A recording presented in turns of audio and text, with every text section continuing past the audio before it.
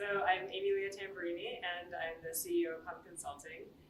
My work in the world is around creating cultures of belonging, and I do that in organizations, in schools, in lots of different settings. This work really comes from my own history of having a lot of division in my own family life, and seeing that there was a lot of division in communities and knowing that I can do something about that given my own journey. Division was a really important part of my life when I was really young. So I had two beautiful parents who had no idea how to manage differences of opinion. And they spent most of my childhood fighting with one another. There was a lot of violence, a lot of addiction in the home. And then an epic 5-year divorce battle. And so when I grew up, I thought division was to be avoided at all costs, which meant that I went through my life avoiding conflict and keeping the waters calm. And what I realized was that that actually created a lot more harm in my life, in my relationships, and I didn't want to continue that pattern. So there was a point in my life where that was enough, and I wanted a life different. I wanted to be okay when conflict was present, and to be able to speak my truth, but also hear the truth of the other person. And so that really got me into becoming a facilitator, creating a space for all voices to be heard, because also in that environment, I didn't have a voice. My parents were very consumed with their own goings on. And so I got to be really sensitive to environments where voices were not being heard, which also motivated my work in becoming a facilitator and creating those spaces. And it's certainly why I work in Circle today, where we are passing a talking piece and hearing everybody's wisdom be shared. So I guess what I'm asking is, how do you take care of yourself, being surrounded by all of this and having the upbringing that you did?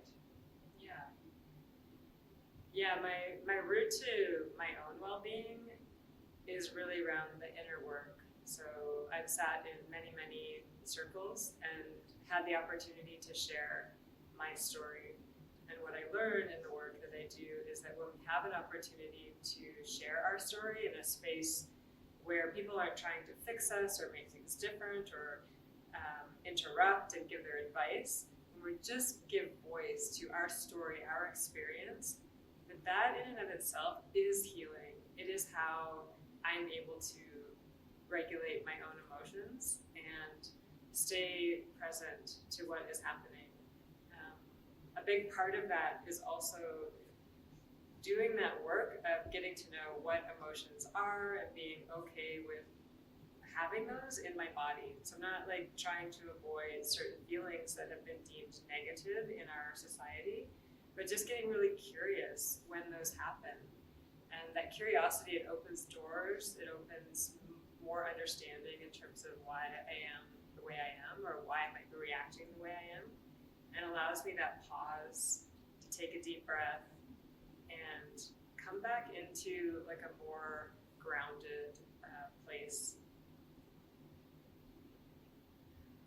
What part of this do you think you're most passionate about? If there's one thing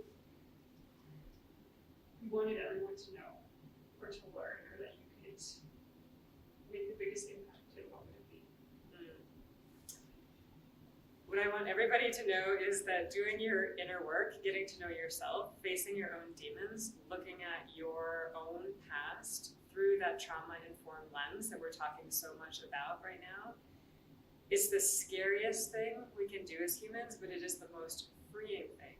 And that is where our joy comes from, our fulfillment, our satisfaction in life. And I feel like that's like the hidden secret to doing this inner work. We get so focused on how hard it's going to be. But it's only through pain that we find freedom, that we find those new paths forward. And our communities need that. Our communities are in a lot of pain, coming out of COVID, coming out of all of the trauma of our history.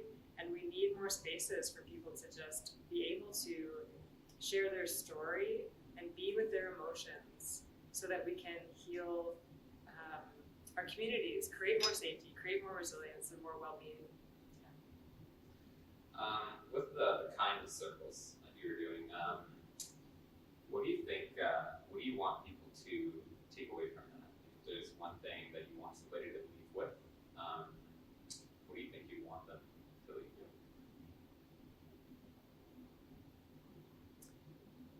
At the root of the kindness circle is an experience where people get to look at how they're showing up and contributing to some of the things that they really don't want to see in our communities. Judgment, discrimination, and the kindness circle is a safe space where people can say, okay, I really don't like that out there, and oh, how am I actually showing up in that exact same way? And that's really hard work to do that. And what comes out of that is a sense of freedom. There's a relaxation to say, oh, okay, I do have judgment in me. That doesn't make me a bad person, but once I'm aware of it, I can actually do something about it, make a choice in the moment of whether I want to contribute more judgment back out into the world, or I want to choose a different way to see this situation. So I think for me, that's what the kindness circle is all about. It's about putting the power back in our hands, every single individual in a community, to create the kindness that they want to see by showing up in that way. Do you find that the kindness circles, do you feel like in your experience kind of conducting them, have you found that they kind of, they have a good way of kind of naturally bringing people together? Or have you found that some people are like more hesitant? Or like, I guess more to kind of simplify it, like how is the process seem to you? Does it seem like it's a little more smooth flowing, or do you feel like you've seen a lot of hesitation? Great question.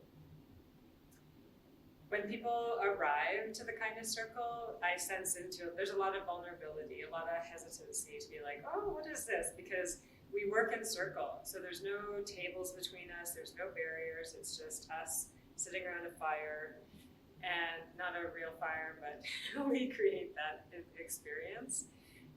That experience comes from ancient traditions that are held with a lot of our Indigenous communities today, but it's actually the root of how we all gathered at some point in our ancestral lineage. What I find is that hesitancy, it dissipates as people start to share their stories one at a time, and they start to say, oh, I can actually relate to that person's experience over there. Maybe what I'm thinking that it's just me is actually more of a common human experience. And in that being seen and being heard, people relax into, I think, their true essence and leave with more calm in their body. And it's not to say there's not resistance in the circle, because it's hard to be that vulnerable. And a lot of people, especially in this community, vulnerability is not okay, and it doesn't feel like a safe thing. But when we can create an environment for that to be there at whatever level you want to express yourself, there's so much healing that happens and connection. Thank you very much. Is that all the questions? Yeah, I think that's Cool. Yeah. Thank you. Yeah. Awesome.